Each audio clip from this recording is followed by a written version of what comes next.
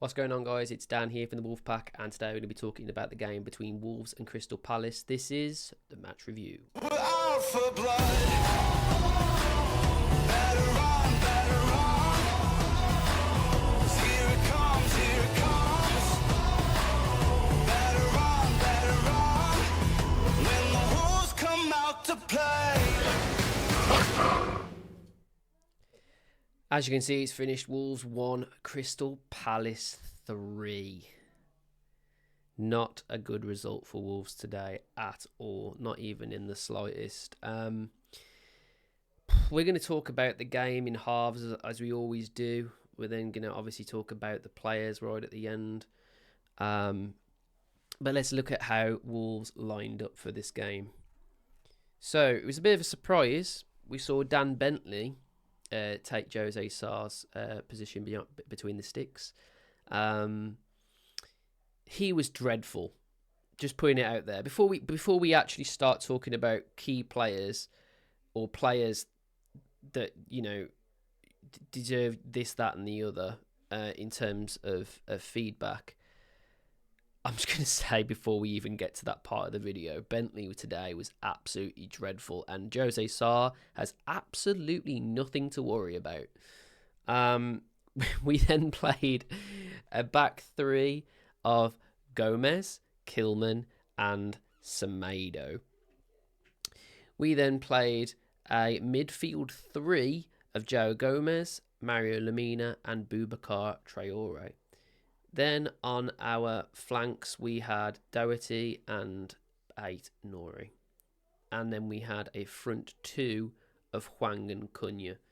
Although I do think sometimes Hwang was kind of on his own and Cunha was more of a sort of 10 sort of shadow striker role. Yeah. And as you can see by the scores, they didn't do very well. So let's talk about it. First of all, the first half performance. I knew this is what we would be looking at.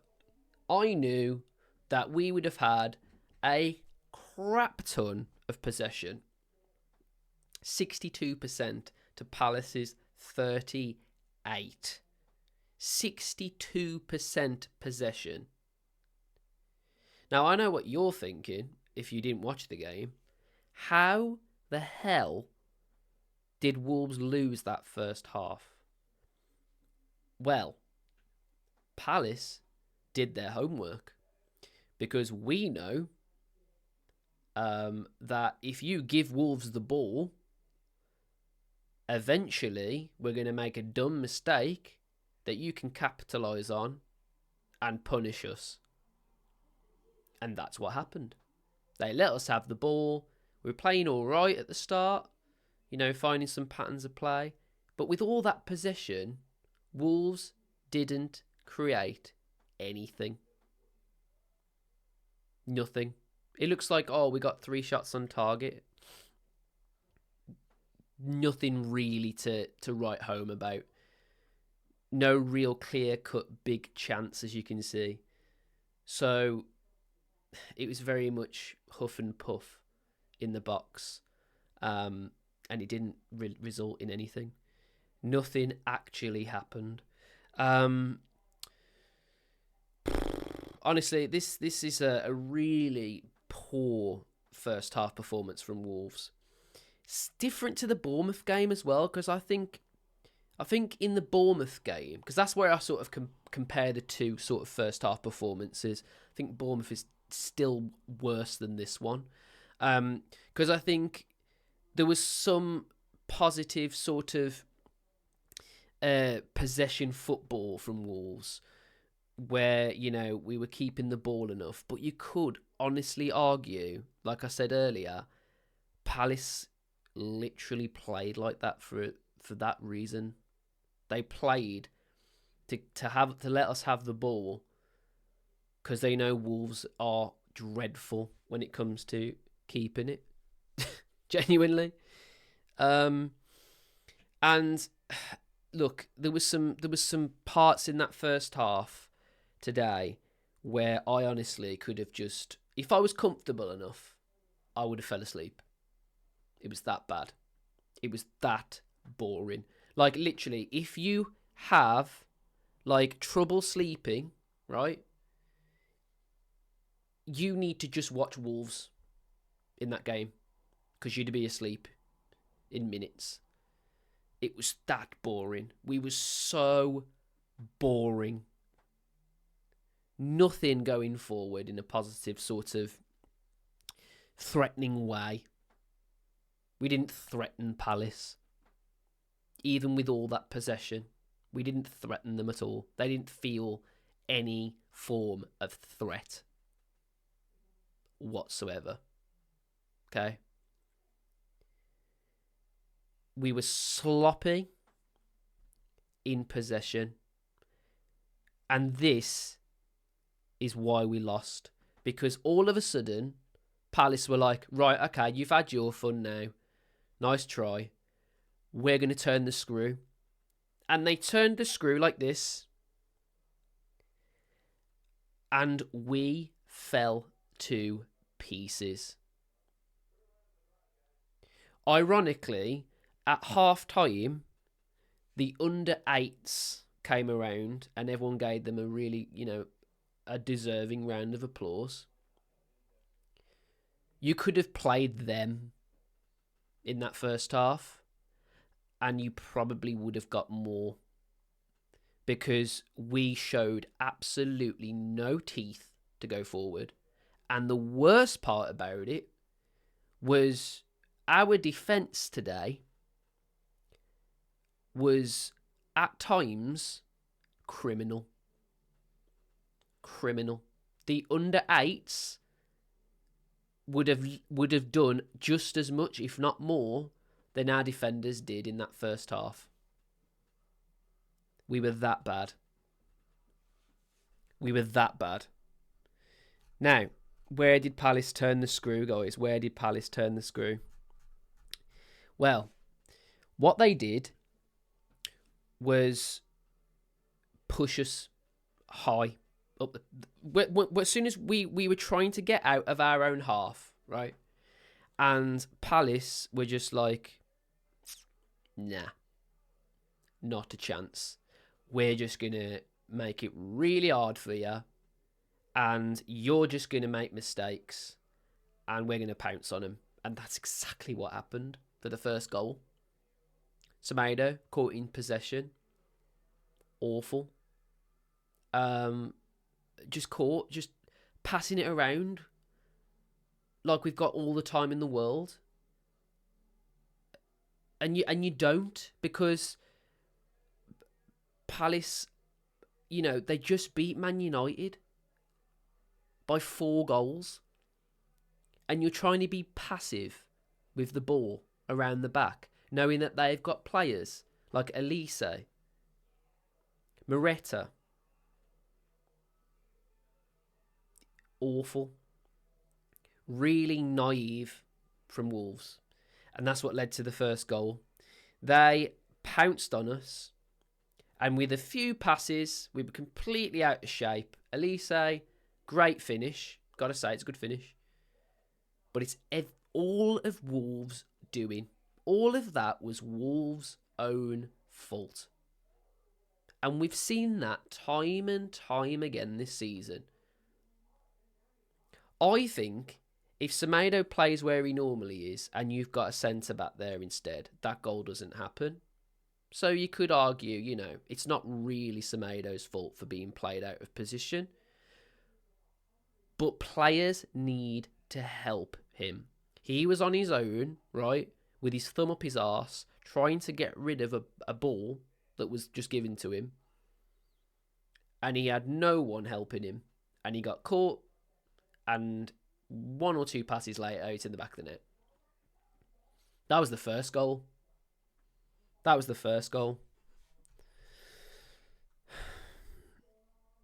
That's at 26 minutes, guys. I didn't even realise how close the 2 goals were. At 28 minutes, is that right? At 28 minutes, you'd think that Wolves would go, right, let's pull up our socks now. Let's not prat about with it at the back. Let's not prat about with it in possession.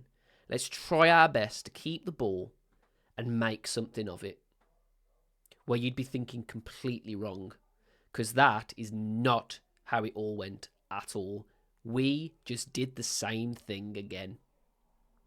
Complacent. Naive.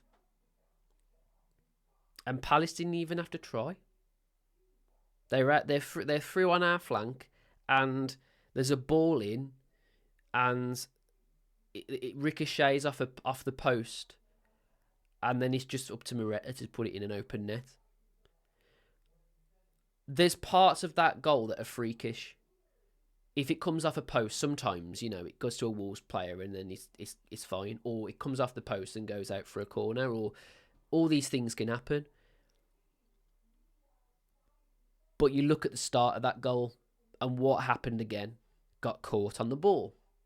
Palace definitely 100% did their homework and knew for a fact if you give Wolves the ball, we will lose it at some point because we are dreadful in possession. Dreadful. Playing out the back, mate. Honest to God, we are the worst team in the league for that. I've seen Burnley and Sheffield United play better than that defensively. Absolutely unexcusable. Absolutely unforgivable. Dreadful. Dreadful 2 goals to concede. Moretta literally had no one on him. He is their sole striker who's in the middle, who's ready to tap it in. That's his bread and butter. And you literally just served it to him on a silver platter. You just went, here, there's your bread and butter. Have fun. Do you want seconds? Awful. Absolutely dreadful, man. I'm not exaggerating. Today we had a good team out there.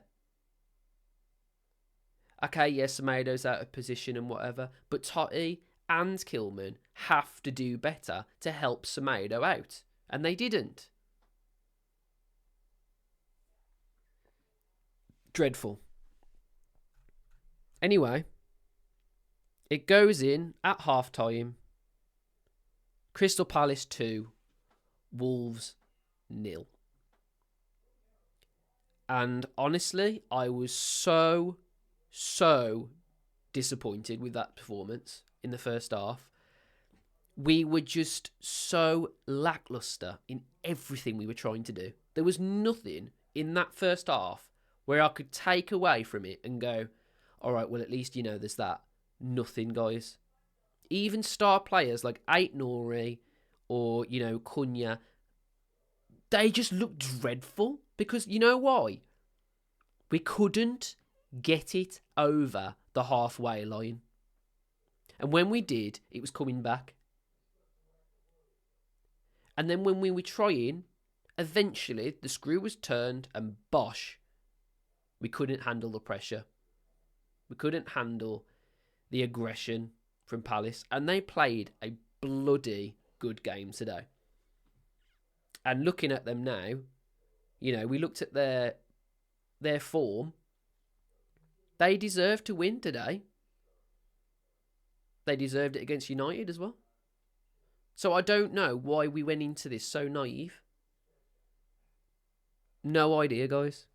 But today, in that first half, defensively, just second best in every way. Now look at this. Familiar pattern. Can you see? We're still at, in the second half, 62% to Palace's 38 still. Okay? We're still there. So look at the first. 62, 38. All of a sudden, 62, 38. Is it exactly the same? So the first and the second half, possession-wise, Wolves still have more of the ball. They still have it all to play for. But they didn't. With all the possession, Wolves could not create anything. Now, in the second half, because we're talking about the second half now, you look at those stats and you go, bloody hell, 10 total shots, 5 on target to Palace's 1 shot on target and only 4 shots. But the damage was done already. The damage was already done after 2-0. After 1-0, to be honest. But things happened, things happened. First of all, it took 66 minutes, but eventually, Cunha got a goal. And it went to VAR, and it was checked. And it took absolutely ages. Again, boring, chanted Molyneux. And rightly so, because it is so boring. I mean, the game itself was already boring. It was already boring. But you add that to bad ref decisions and VAR, and it just became an absolute slumber party. Just an absolute joke. Anyway, there's not... Palace still pressed us. Wolves, still in possession, didn't do enough. It was a carbon copy.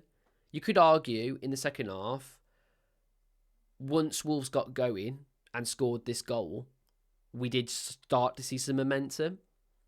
But it's too little too late. It's exactly like the City game. Yeah, okay, the opposition, you're not expected to beat City. But when you score a goal, you need to hold on to it, right? And press for another one. Not just completely give over 10 minutes later. But we're going to get into that. Because there's a few things that happened before Palace's goal, third goal. So, Cunha scores a goal. It goes to VAR. They check it for offside, blah, blah, blah. Same old story. And you know what? Bloody hell. VAR actually came in our favour for once. Because the flag went up. So we needed VAR in that situation. But guess what? And this is going to shock a lot of people. I didn't give a shit. Because the second VAR got involved, I was just bored. Yeah, it went to Wolves and you think, yeah, come on then. You know what I mean? One more goal and we're back at 2-2. It's all to play for. But as a spectacle, take away the fact that you're watching your team play and you want them to win. Do we want to see God knows how much time spent deciding scientifically if a goal should be allowed or disallowed? Even if it's for your team and you're saying yes, just, you are wrong. You're wrong. It's a sport. It's a fast-paced sport. It is not a science experiment for you guys. It's not, an art. It is an art form, but in its own way. Football is an art form, but it's not an art form where it needs scrutinising over every single decision that happens in a game. Whether it goes for or against you, it is ridiculously boring. It takes too long to get to the decision. And by the time it did, yeah, we celebrated. But it was a Cunha goal. We should be absolutely buzzing for that moment. 2-1, you know what I mean? Our tails are up. But because of VAR, it was just a sour taste was left. And Wolves fans were still chanting shit about VAR, regardless of it being for us or against us. Because I've seen a load of pundits on TalkSport or Sky Sports say that, well, because Wolves, it's all against Wolves all the time, that it's, when it does go for us, we're not going to moan about it. Well, guess what? We did today. So you can stop all that shit straight away. Um. Anyway, it didn't matter anyway, because guess what happened? Just like in City, just like against City, few minutes later, and Eze scores. Now this goal just shows how much we miss a competent centre half. Because as soon as Eze gets free, right? As soon as he gets free, it's a goal. Because no one is catching him. No one's going to make the challenge. No one's going to cover the ground and help the person that's, on his arse because Eze's put you on his arse. No one's going to take responsibility. Bentley's going to completely be sold a dummy, and then it's a beautifully crafted goal by one player. But it shouldn't happen like that, especially not after you just got yourself back in the game. We have to stop doing this shit. Because next season, we're safe now. But if this happens next season, where we've fought our way back into the game and our defence lets us down, we could get relegated from this kind of form. It's not good enough.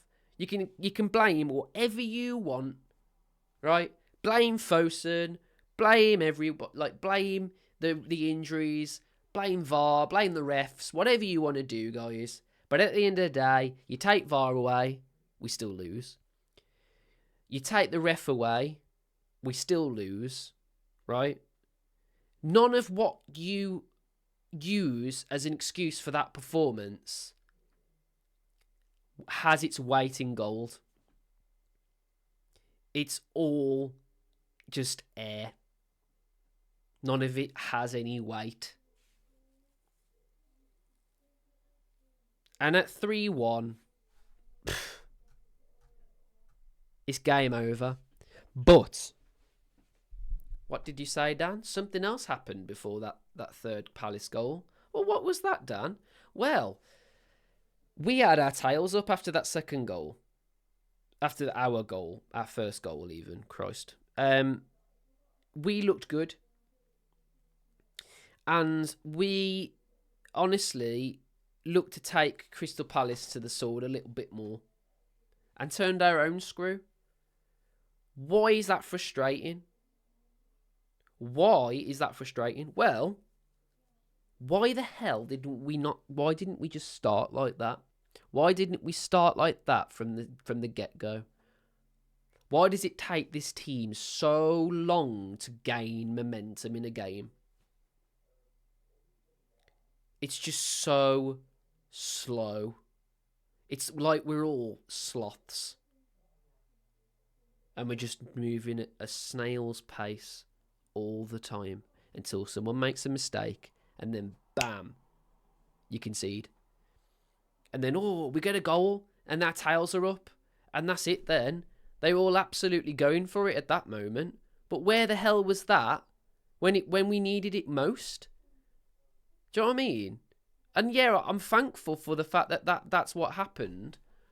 But it should have happened from the get-go. As soon as the doors open, you should be out the traps, going for it. Not waiting until you eventually score a goal to then turn around and start giving two shits.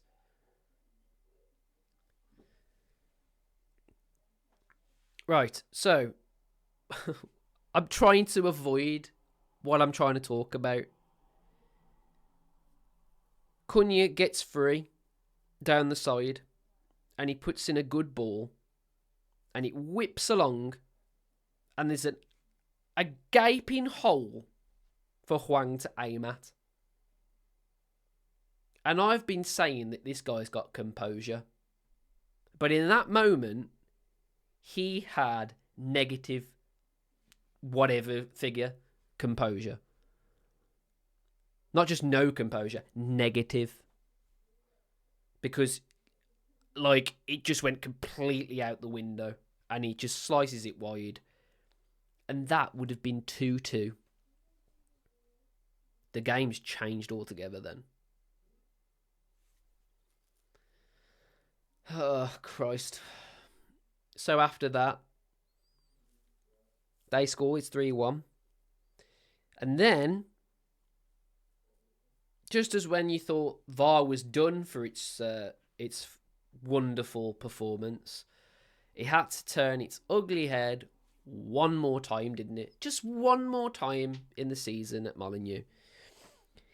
Cunha gets free. I don't know what happened to Cunha, by the way. After he scored that goal, he was just on it. But like I was just saying, he should have been like that from the start. But he was like a man possessed down the wing. And he gets completely sliced open. And it leaves Palace with 10 men. And the referee points to the spot. You're thinking, yes, there's still a way back into this. VAR checks it. And within a few minutes, it didn't take very long. I haven't looked at it back, by the way. So if it's really obvious, take that with a pinch of salt. I haven't looked at it back yet. But from what I saw, it was a lot closer than they were making out. Anyway, it gets pulled back. It's a free kick. And it basically leads to nothing. And the game just fizzles out, really. I think Palace started to play a little bit better after. Their fans were incredible as well today, by the way. Their fans were really, really good today. So if you're a Palace fan watching this, fair play. You showed up to Molineux, and you proved to a lot of people this season that you're not just a mid-table squad at the moment. You're not that manager that's got you playing and everything. And if you hold on to some of those players, mate, you're gonna have a really good season next season. So fair play to Palace. They beat us convincingly. And I've been saying that this performance wasn't as bad as Bournemouth. And I don't think it was. But does that mean it was a good performance? No. It was still absolutely shite. And some individuals, who we're going to talk about now, were particularly shite. So, we alluded to it at the start of the video. Before I'd even started talking about the game, we have to address Dan Bentley. Well, guess what? I'm not done. Dan Bentley today had that opportunity to prove to Wolves that he could be our number one if Jose Sarr was to leave or got injured. If that's the case, we need to buy a goalkeeper before we even buy a striker. Before Jeff Shee, if he does, even coughs up any money and tries to buy a striker, if Dan Bentley and King are our only backups to our goalkeeper situation, when, oh my God, then we really need a goalkeeper. And isn't that interesting? When you look at the most recent transfer news for Wolves, a lot of them goalkeepers are linked to us. And for the longest time, I've been like, why? We've got two. And then we've got Jose Sarr as our one. And yeah, he's shown at times that he's absolutely dreadful with his feet. And his distribution is absolutely shocking. But his shot stopping has saved us in some games. And he's actually had some match-winning saves. So you give him the benefit of the doubt. Not everyone's perfect. And his game is his shot stopping. And he's really good at it. What's Bentley's strength? Because I used to think it was his distribution and his footwork. No. His distribution today and his footwork today made Sarr look like Alisson. Made Sarr look like someone who, like a prime seaman. Just unbelievably terrible performance by Bentley. And I really thought after being a goalkeeper that's on the sidelines for so long, he'd go out there and he'd show himself, and he just didn't, man. Awful. Kilman, you know what? Credit where it's due. Sometimes in this game, Kilman was probably one of the only people covering our flank. If it got really bad and the balls over the top were happening, a lot of the times Kilman was really the one that was addressing those situations. He was better in the air again today, I thought, as well. But we're going to talk about it again. I'm sick of it. I am sick to death of this conversation, but we're going to talk about it again because it needs talking about. He is not captain material. He's not captain material. Not on the pitch, not off the pitch, and not even when a game's lost. Who's the first person to come over and clap the fans? Joe Gomez. Who's the first person to put his hand up and say, you know what, that wasn't great? Lemina.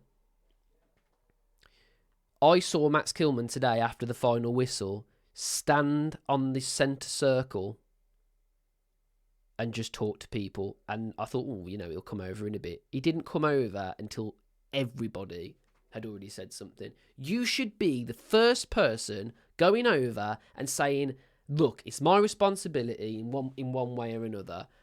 I didn't shepherd the team the way that I should be doing it. I didn't captain the team the way I should be doing it. Find another captain. He needs to say that soon, because I was listening to the Express and Star podcast, right? And they were saying, Nathan Judah was saying that he's not captain material, one. And two, it's impacting his performance. Having those responsibilities is impacting his performance. Max Kilman's performance has got worse since he took the captain's armband. It's not even a contest. That is fact. So give it to someone who's done more Premier League games, who's older, who's, more vocal. And my honest opinion is Mario Lemina. Genuinely. Kilman, yeah. I mean, performance-wise, not the worst I've seen. But his leadership skills, honestly. Is he the worst captain in the Premier League? And even if you say, okay, he's not the worst captain in the Premier League, he's definitely in the top 5. That's awful. That is an awful, awful thing to say. But I'm sorry, it's fact. Totti Gomez, at times, honestly, was very much like Kilman, the last man in defence, sometimes, like Kilman was doing. But sometimes what I liked about Totti Gomez was he was breaking up play a little bit more. He was getting a little bit more forward and helping out the midfield should they need it and whatever.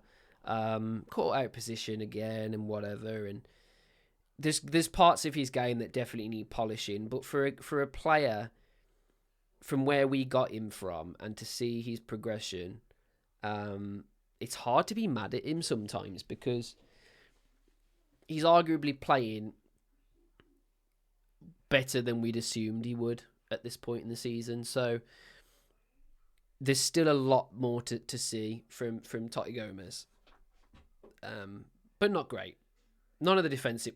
all of the defence today was absolutely shite and cost us the game. Semedo, I don't know how this guy has got a 6.4. He didn't get forward enough. And maybe that's just because, Gary O'Neill told him to play as a centre-back.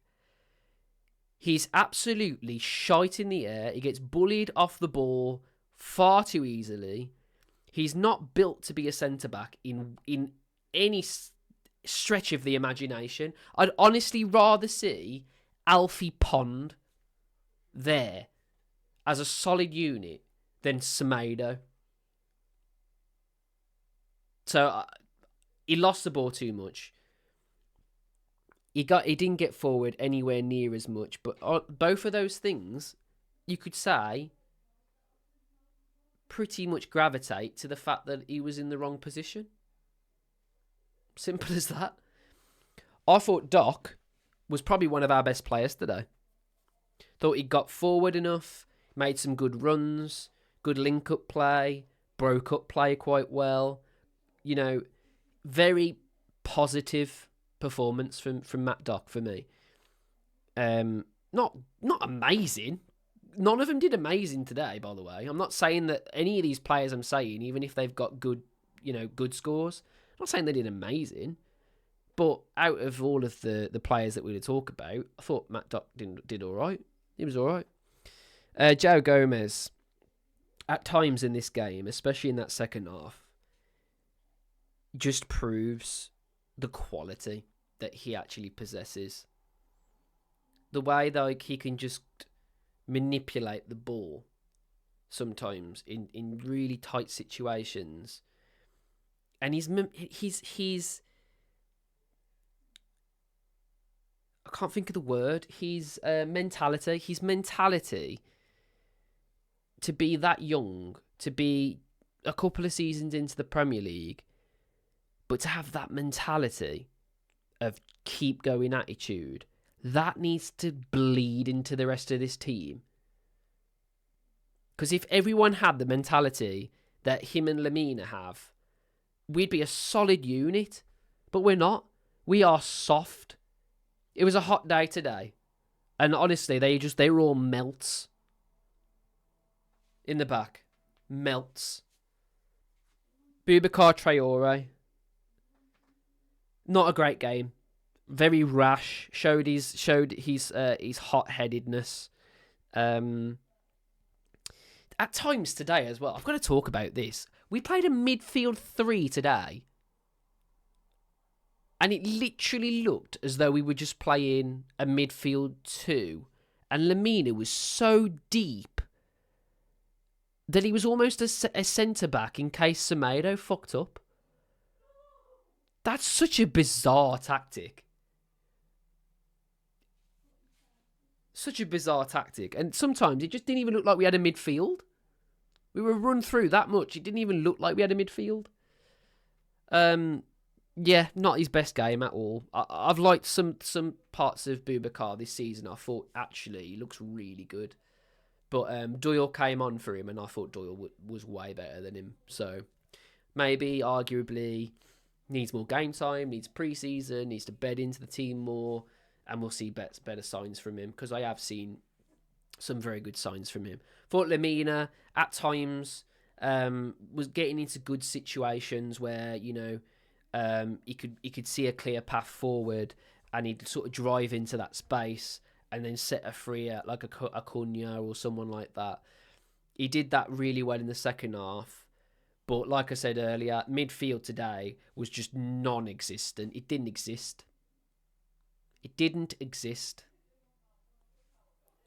Yeah, bad.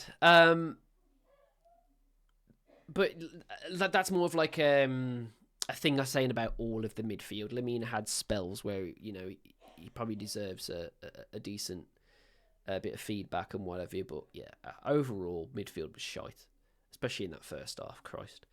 Aït-Nouri, one of his worst games, you know. He crossed the ball okay, when I think, you know, he was getting wide, and he was playing that winger role. Yeah, he looked all right at times. But getting back at times today, like, he just didn't seem to have that extra bit of momentum in him to get back and to defend a situation. Where it's weird for Aït-Nouri because he does that all the time normally. But in saying that, he showed some spells of like I was saying about Joe Gomez, just the quality of his footwork and his how powerful he is when he gets forward and everything. I just thought today he lacked a little bit getting back and helping out Toti Gomez at times, just at times. Hwang Hee-chan missed an absolute sitter to put us 2-2. The guy as well, like, he is like, right, here's my best analogy. A ball sticks to him like he's Pritt stick. Like really shit glue. Do you know what I'm saying? Like the really shit tube glue. You have to twist it to get it out. And it's just to put a bit of paper on at some, at school. But it ain't enough to be glue. Do you know what I'm saying? There's nothing to actually stick to him. Just really shit glue. And that's the best analogy I can say, because that was his overall game today. The ball would not stick to him. It was coming at him, sometimes at some pace, a fair play. It's hard to take a ball under your spell or whatever if it's coming to you at a pace. But Christ me, man, at times, he just looked like he was absolutely void of ideas. Situational awareness was shite. Cunha, that first half, absolutely shit. Worst I've seen him.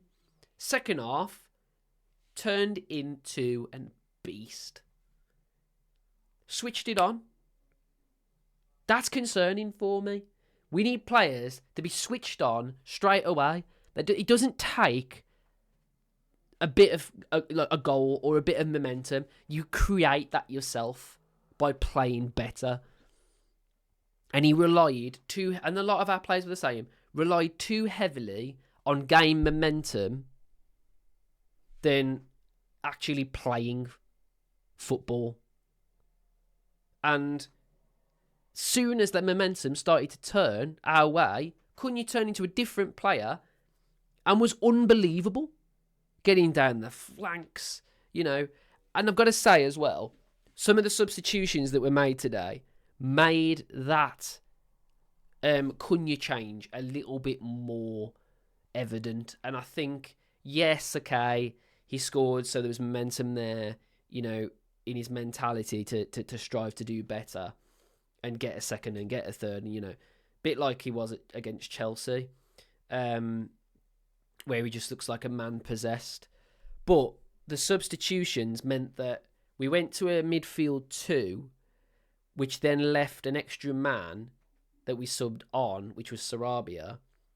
Oh no, Bellegarde as a front 3, and Cunha in a front 3 with Hwang, with Bellegarde, actually changed the game. And even though, this is the funny part, we went to a midfield 2, and it still felt like we had 3 players there. As if we did have 3 players there. It didn't look like something was missing by going just to a midfield 2. It was really strange. Really odd.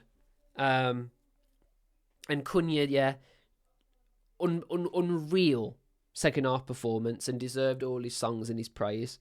And probably should, if that penalty would have happened, 2 goals in a game like this, that's arguably what kind of performance you want from a player. So I understand why he's got a decent score, probably the highest of all of our players, but I understand why Bentley got a 4.5 as well.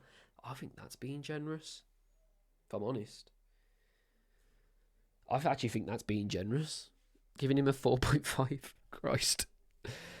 Oh, where has that left us in this table then now? It was the last game at Molineux. Palace leapfrog us. We're 13th now. So we could finish as low as 14th, 15th, I think, if shit goes the wrong way. yes, we're not getting relegated. And this, if we win the next game against Liverpool, it still puts us in a decent position. But even then, guys, I mean, that style of performance today really, for me, solidified deep in my brain and my soul that this team, one, needs reinforcements. 1. 2, really suffers in possession. And 3, defensively is shite. Shite, guys. It's no illusion that we're leaking goals for fun all of a sudden. There is no cohesion in our back line. Nothing. They're all literally like deer in headlights. And there was some positive parts about today. Let me talk about them. There's not many, but I'll talk about the ones I can think of. Enzo Gonzalez came on in the 90th minute. Did he do a lot? No. But seeing that we've got a winger starting to come into the fray as well, that's quite positive. Bellegarde, I actually thought he did a decent job when he came on. Ironically, Sarabia actually played really well when he came on as well. Not amazing. Like I said earlier, no one's played amazing today. But showed enough, I thought. Sarabia and Bellegarde.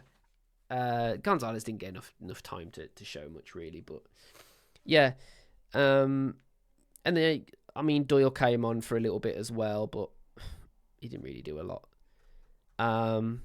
So, yeah, guys, I mean, there's not really that much else to say about that performance. It was just absolutely just dog shit.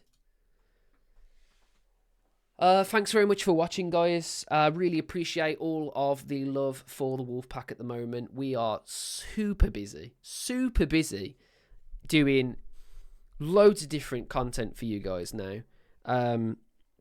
We have a live podcast every other Wednesday. So next Wednesday, there's going to be a new podcast with a new guest. If you haven't already, check out the one with Steve Magley. That was really good. Got some insight, knowledge into all of the things happening behind the scenes at Wolves. I'm also going to do a video about just that at the end of the season as well, because that seems very current at the moment with the state of Fosun and Jeff. So yeah, we've got loads and loads planned. So please, please, please, please, please, if you're on Facebook, give us a like, give us a follow. If you're on Instagram, give us a follow. If you are on X/Twitter, give us a follow, like the video. If you're on YouTube, and this is the biggest one, give us a subscribe and give us a like. YouTube at the moment is our general focus, okay? That is the place at the moment that we need to see the most growth, because that is where the most work is going in at the moment. Of course, everyone's working their absolute balls off to give you all the news that we normally do, but in terms of new content and new things going forward, at the moment, that's very much our focus, getting YouTube the recognition that it deserves. So yeah, expect some fun things coming your way. I also picked up a new vlogging camera. As you can see, it's very fancy. And that vlogging camera is going to be used in the new season, and we're going to be doing match vlogs.